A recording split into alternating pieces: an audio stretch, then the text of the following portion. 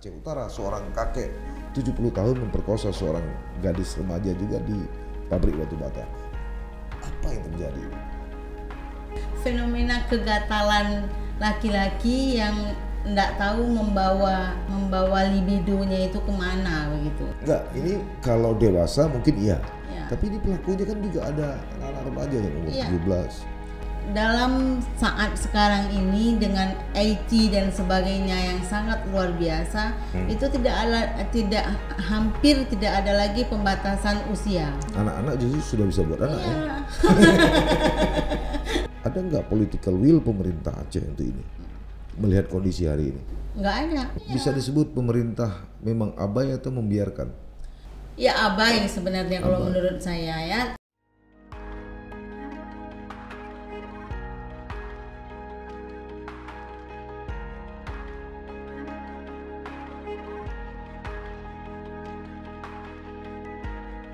Assalamualaikum warahmatullahi wabarakatuh. Sahabat Sisi Lain, berbagai fakta, data, dan peristiwa terjadi. Media mainstream, bahkan media sosial, melihatnya dari satu sudut, tapi kami mengungkapnya dari sudut yang berbeda. Ikuti Sisi Lain di channel YouTube Saleh Abdullah.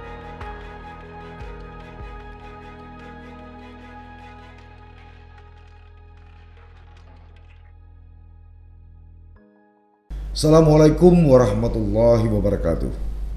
Sahabat Sisi Lain, tahun 2021 yang akan segera berakhir beberapa hari lagi bisa disebut adalah tahun duka bagi Aceh. Ini terkait dengan berbagai peristiwa pemerkosaan dan pelecehan seksual yang dialami kaum perempuan, khususnya anak-anak dan remaja.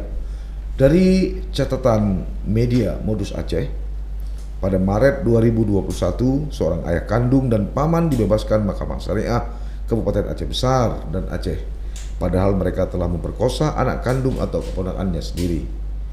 Pada Mei 2021, seorang pemuda di Aceh Besar juga memperkosa anak di bawah umur 16 tahun. Disusul Juni 2021, seorang duda di Kecamatan Tanah Luas, Kabupaten Aceh Utara memperkosa seorang gadis berumur 19 tahun. Pada Juli 2021, seorang pemuda di Kabupaten Bener Meriah juga memperkosa anak di bawah umur. Lagi-lagi pada September 2001, seorang putri atau seorang remaja putri berusia 13 tahun di Kabupaten Aceh Timur diperkosa oleh seorang pemuda. Terakhir atau Desember 2021, seorang remaja berumur 13 tahun di Aceh Utara juga diperkosa oleh ayah tirinya. Dan di Nagan Raya, 15 pemuda berandal memperkosa seorang remaja berusia 14 tahun. Fenomena apa sebenarnya yang terjadi di negeri syariat ini?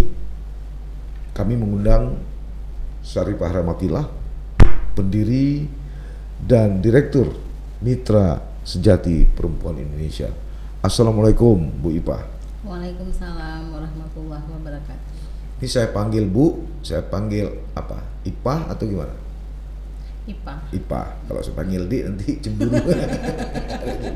Ya, karena tua saya ya. Iya. Nah, tapi saya nggak enak panggil Ipah, Bu Ipah aja lah. Baiklah. Biar lebih ini ya. Baiklah. Nah, baik, Bu Ipah, Anda juga seorang sarjana hukum, alumni Universitas Syakwala.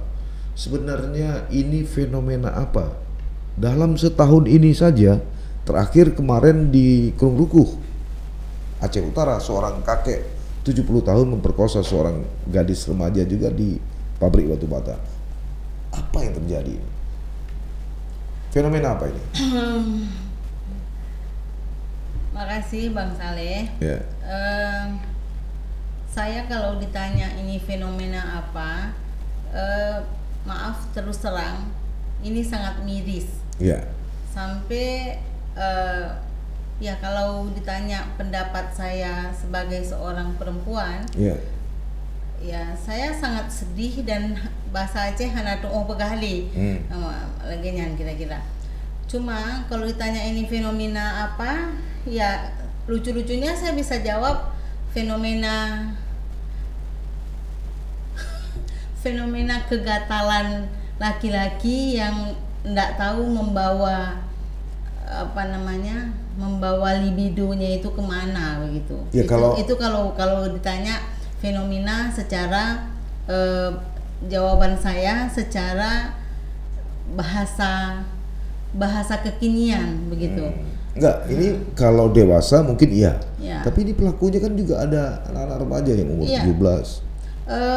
Jadi begini, libido seks itu dalam saat sekarang ini dengan IT dan sebagainya yang sangat luar biasa, itu hampir tidak ada lagi pembatasan usia. Ya. Ya, jadi kita sangat khawatir dan mungkin secara hukum itu faktor usia kanak-kanak dan remaja atau tua itu harus dikritisi kembali. Karena hari ini baik korban maupun pelaku kadang-kadang sampai ke pengadilan kita bingung, disebut korban anak-anak umur di bawah 18 tahun tapi pas kelihatannya itu kayak udah umur 25 tahun begitu dan sebagainya. Yang pelaku juga seperti itu. Karena apa? Yang mereka tonton itu juga bukan untuk mereka. Jadi tontonan tontonan Ipin Upin dan sebagainya itu udah nggak laku lagi sekarang. Anak-anak kita sekarang justru apalagi sejak TikTok ini luar biasa, itu sangat free kan, mereka bebas mau nonton apa saja. Tontonan itu juga tidak menggambarkan usia mereka.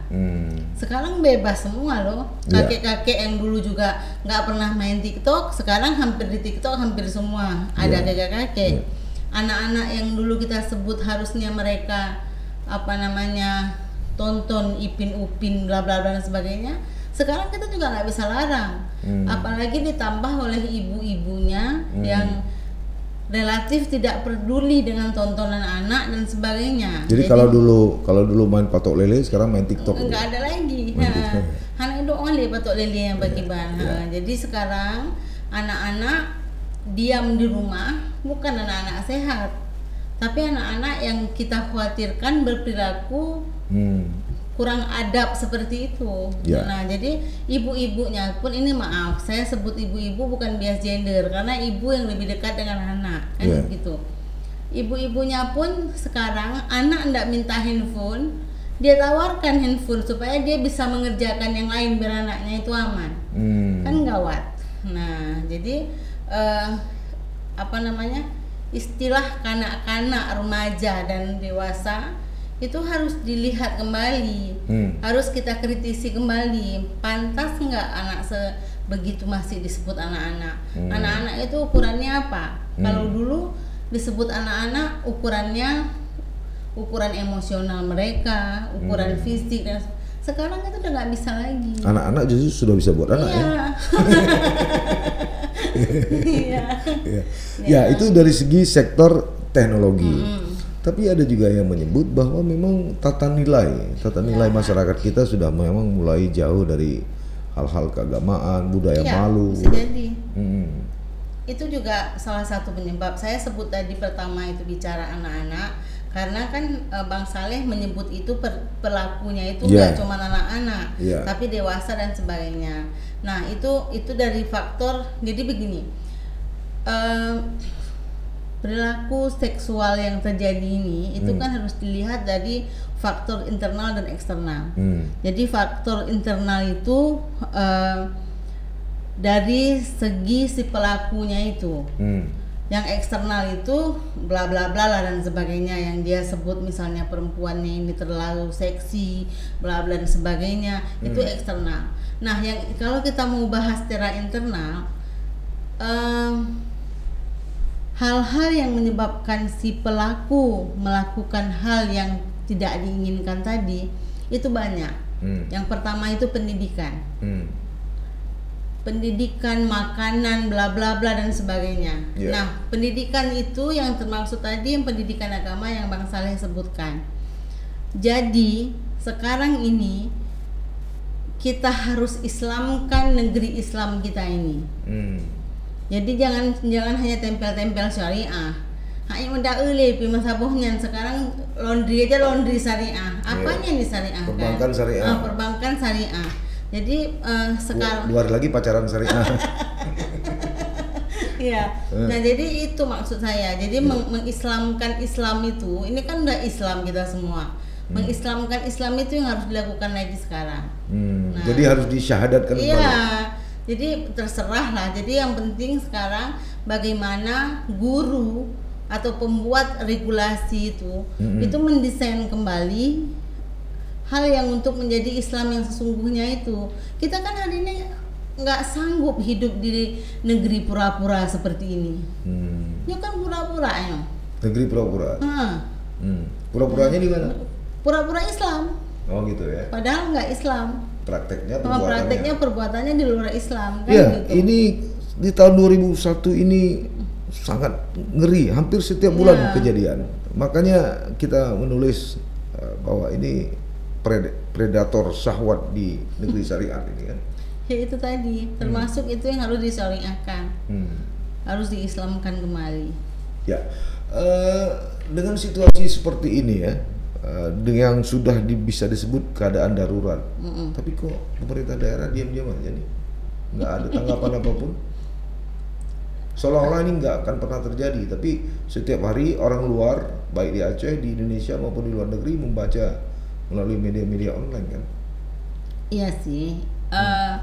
Saya kalau ditanya persoalan pemerintahnya itu juga sebenarnya cukup dilematis. Jadi ketika saya berhadapan dengan sekelompok orang atau individu-individu yang melaporkan ke saya tentang bagaimana kekerasan seksual, KDRT dan sebagainya. Kalau dulu barangkali itu agak lebih maju LSM-nya, bisa kita melakukan sesuatu, advokasi dan sebagainya, agak lebih lentur. Kalau sekarang, aduh, hancur saya sebutkan, saya katakan. Kenapa gitu? Ya, yang pertama itu karena LSM-nya sendiri mungkin tidak sehebat dulu lagi. Yang kedua faktor yang Bang Saleh sebutkan tadi, pemerintah dan sebagainya. Jadi maaf kata, maksudnya begini. Dulu ketika kita melakukan advokasi terhadap hal-hal yang tadi, kita itu melihat, oh ini ada peluang kita untuk bisa maju membela yang bersangkutan dengan gampang, dengan sangat lebih santai dan sebagainya. Kalau sekarang kita udah trauma dengan kondisi Aceh hari ini. Trauma kenapa? Ya, ketika ke pengadilan misalnya, kita juga nggak berhadapan dengan putusan pengadilan yang memungkinkan. Itu kan kacau. Ketika kita lihat ke pemerintah, misalnya kita mau lapor ke pemerintah, mengadu ke pemerintah, kita juga nggak mendapatkan sambutan yang baik. Ketika kita kemana lagi? Ke polisi. Polisi juga bergantung ke pemerintah. Nah, jadi hari ini mengislamkan negeri Islam itu harus didesain dengan sangat bagus supaya apa? Supaya orang-orang yang saya sebutkan tadi, para pihak tadi itu betul-betul juga Islam. Jangan cuma ngomong aja buat perbankan syariah, laundry syariah, hotel syariah, ada pusat di Mandung syariah. Nah, jadi perilaku hari ini justru di luar syariah kan, sangat amburadul dan sebagainya. Ya, anomali ini kan ada yang salah kan dalam tatanan masyarakat kita. Apa ini refleksi dari sebuah sikap pemerintah yang tidak tegas? Artinya begini, seperti saya sebutkan tadi, di 2021 ini dari Maret sampai Desember masih terjadi perlakuan begini. Tidak ada satu suara mengutuk katakanlah perbuatan ini dari Majelis Permusyawaratan Ulama. Tidak ada misalnya tanggapan dari Majelis Adat Aceh. Tidak ada tanggapan dari pemerintah Aceh. Seharusnya kan pemerintah Aceh hadir hari ini. Situasi yang sangat kredit seperti ini kan. Misalnya gubernur meminta Kapolda untuk mengusut tuntas, menghukum seberat-beratnya. Tapi semuanya seolah-olah tidak ada. Diam tuh. Kenapa itu?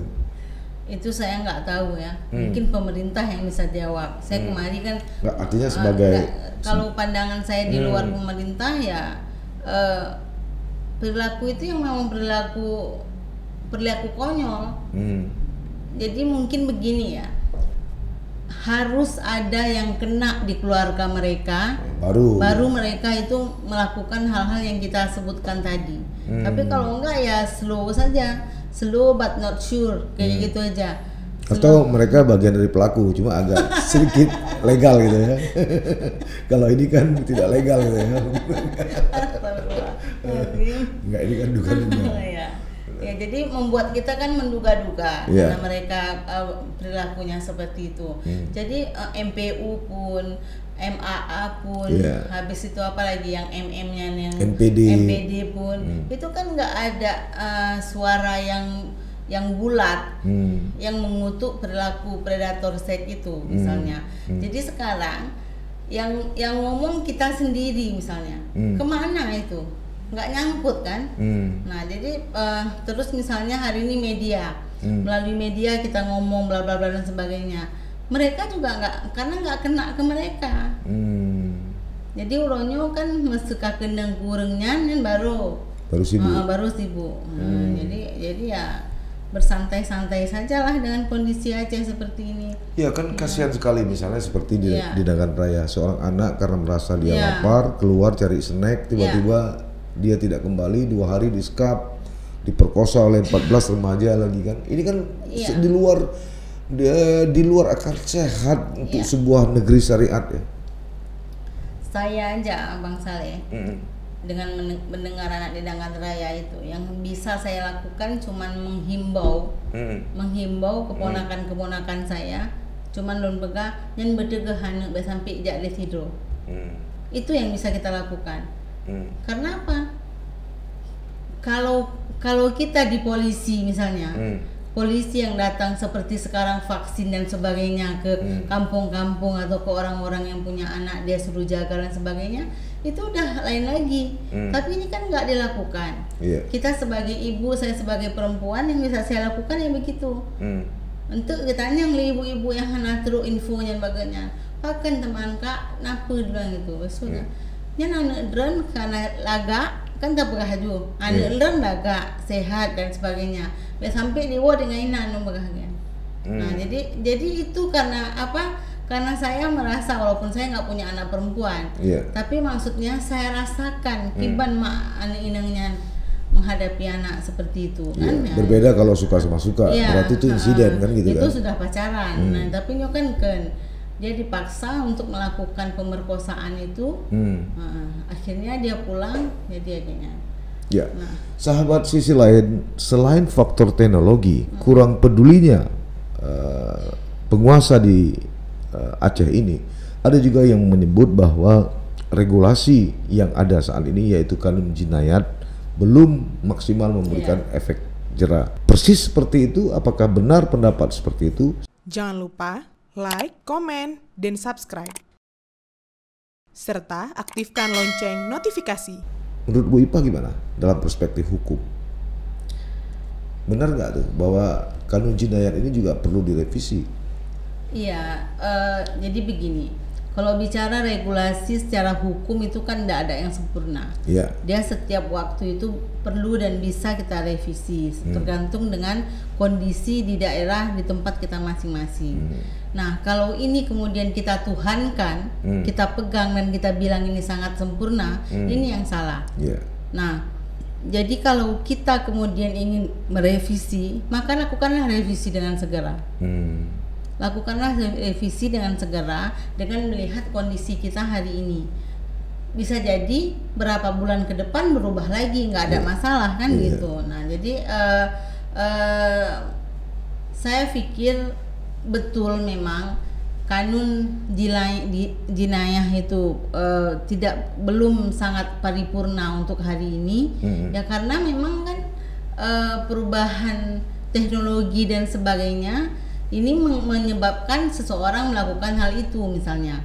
Nah ini harus kita cari tahu lagi kepada pelaku kenapa dia melakukan hal itu. Nanti kan ada naskah akademiknya membuat kanun itu, ya kan? Kita bisa lihat kembali dan bisa ditinjau lagi dengan baik. Misalnya anak yang kita sebut tadi, pelaku yang anak-anak itu, kan kalau ditanya itu kenapa dia bisa melakukan pemerkosaan, kan ketahuan nanti. oh dia baru nonton YouTube, dia baru nonton bla bla bla dan sebagainya, itu masuk nggak ke kanun jinayat yang dulu? Nggak masuk kan? Iya. Nah, jadi kalau kita ingin memperbaiki kanun itu, perbaikilah dengan sempurna untuk saat ini. Saya nggak bilang ini untuk seluruh saat gitu. Jadi karena Quran saja, hanya Quran yang tidak bisa dirubah begitu. Tapi yang buatan manusia ini kan ada emosional di situ, ada faktor teknologi dan sebagainya. Ini misalnya, siapa sangka hari ini YouTube atau apa namanya itu menguasai teknologi. Siapa sangka hari ini koran-koran orang nggak ada yang baca lagi. Kalau dulu rebutan semua orang baca koran di warung kopi dan sebagainya. Nah itu kan diikuti nggak oleh kanun jinayat tadi misalnya. Jadi harus adaptif nih. Iya, jadi harus adaptif karena apa? Kita harus mengikuti selera sekitar kita. Kalau itu kita nggak ikuti maka akan terus terjadi seperti ini. Ya, misalnya pelaku pemerkosaan segala macam kan dalam kanun jinayat itu kan cuma cambuk, ya kan, cambuk, setelah cambuk ya paling dia sakit sebentar, paling dia besok lakukan lagi, cambuk lagi.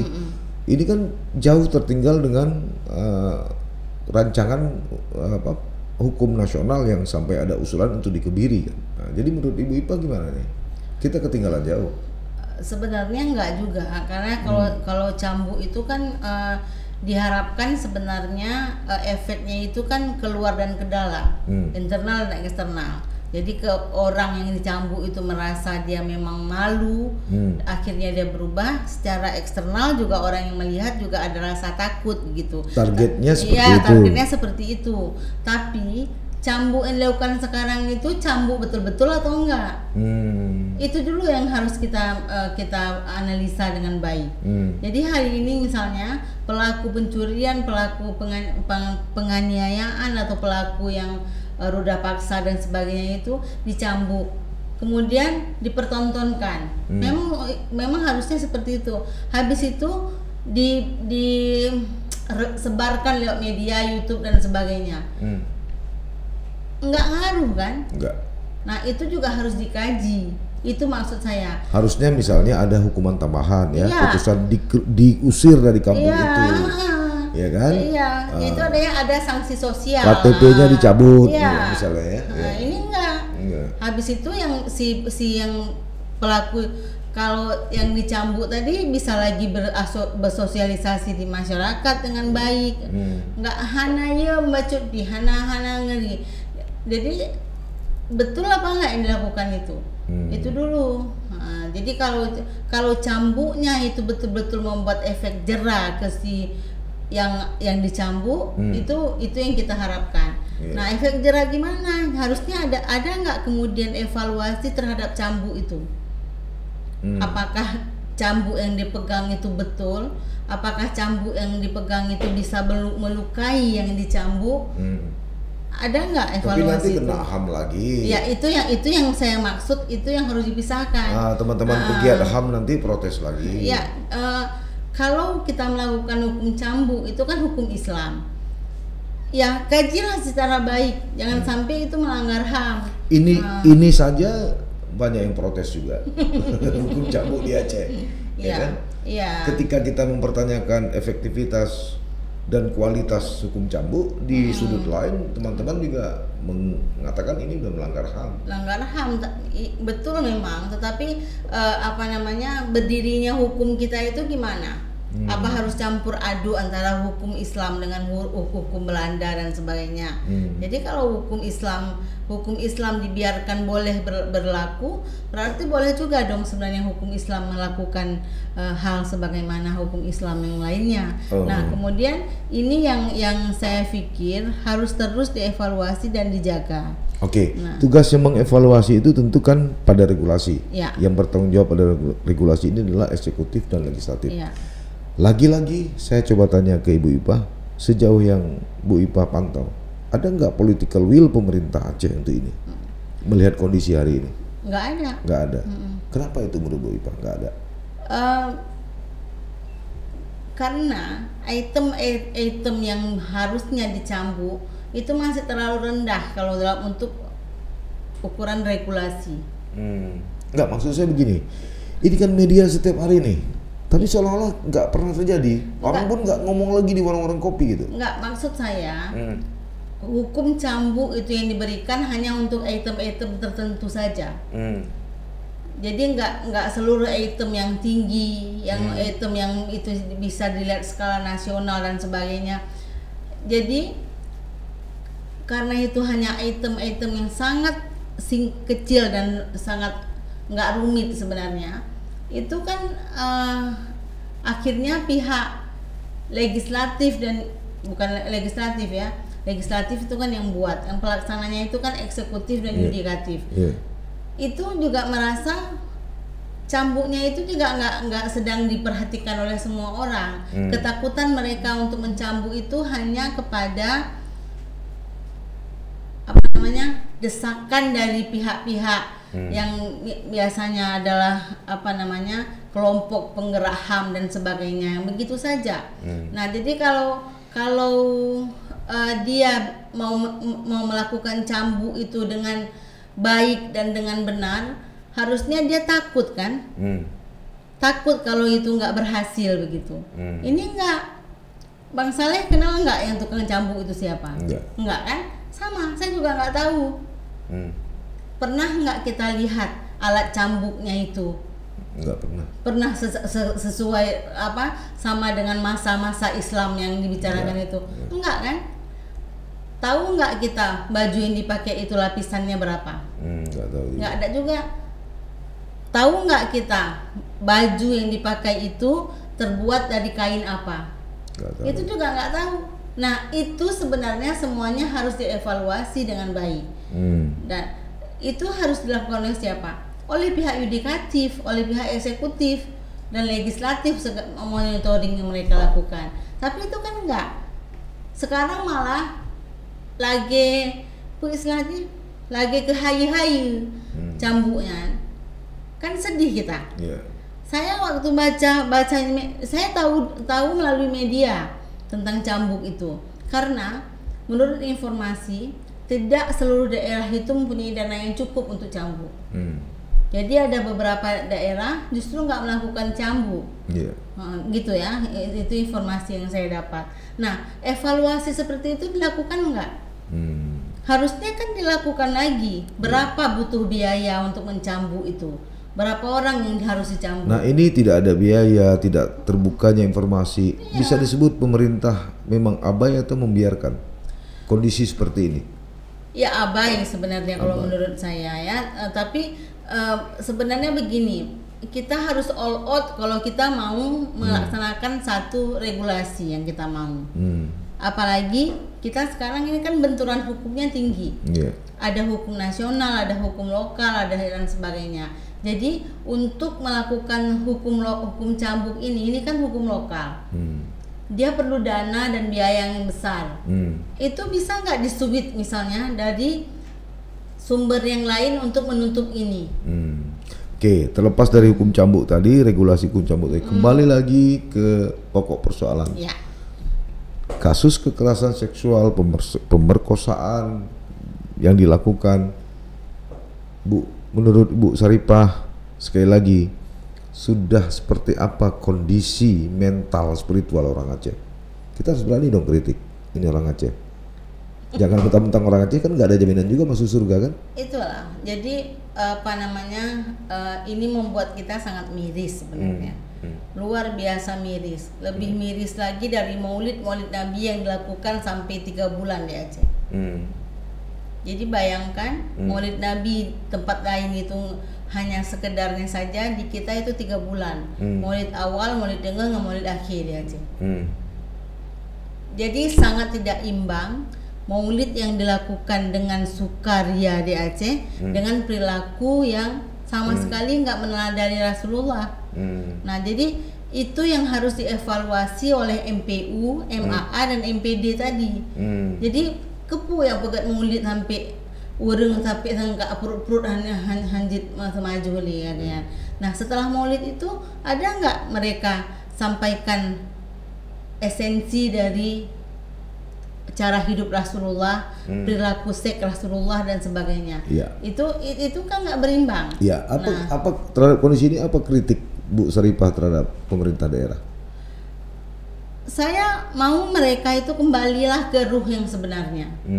Jadi sebagai pemerintah itu apa sekarang peran mereka? Dia harus hadir di Iya, tengah-tengah. dia harus hadir di tengah-tengah masyarakat. Dia harus hadir, bukan hanya lip service yang luar biasa mereka lakukan. Menurut Bu Syarifah, pemberlakuan syariat Islam di Aceh ini serius atau pura-pura aja? Harus serius sebenarnya. Tidak, faktanya? Faktanya kan mentengana serius. Baik, Bu Syarifah. Sebenarnya harus serius, tetapi dalam kenyataannya kan pencitraan ya Mandu. Pencitraan. Jadi kenapa disebut pencitraan ya? Ini kondisi yang kita lihat. Yang Bang Saleh sebutkan tadi itu kan bagian dari kegagalan implementasi syariat Islam. Jadi sedih kita kan dikaitkan dengan negeri Islam jadi seperti itu. Nah, jadi di Bali menteng yang urang dilen hana atau cuke. Di Aceh nyopu yang hana hidup. Tapi bisa diperkosa orang dengan cara seperti itu. Nah, yang parah lagi kita ini kan menjadi anomali di tempat yang lain. Bukan hanya anomali yang bagus, anomali yang jeleknya pun di kita ada. Nah, yang lebih parah lagi, impian orang-orang dengan negeri syariah itu kan sebenarnya indah. Indah dan nyaman, mangat tajak jauh manteng hana di Bekaru Legok, tapi ini kan terbalik. Semuanya hari ini menjadi anomali yang jelek. Nah, yang kacau sekali. Jadi ya sama-samalah kita berdoa yang kita lakukan. Selemah-lemah iman kan berdoa. Dan menjaga diri dan keluarga. Jagalah dirimu dan keluargamu. Baik Bu Ipah, hanya waktu yang memisahkan kita. Sebenarnya ini masih lebih panjang, tapi karena waktu terbatas. Sahabat Sisi Lain, itu tadi perbincangan kami dalam satu perspektif, satu sisi pembahasan. Tentu Anda punya hak untuk menilai dan memiliki persepsi lain, sebab perbedaan pendapat bukanlah dosa. Demikian, sampai bertemu pada edisi berikutnya. Assalamualaikum warahmatullahi wabarakatuh.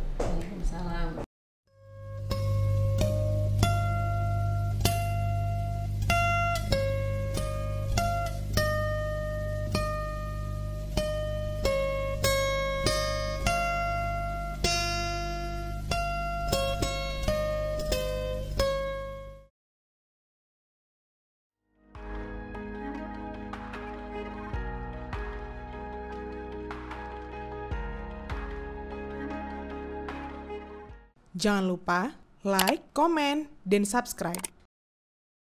Serta aktifkan lonceng notifikasi.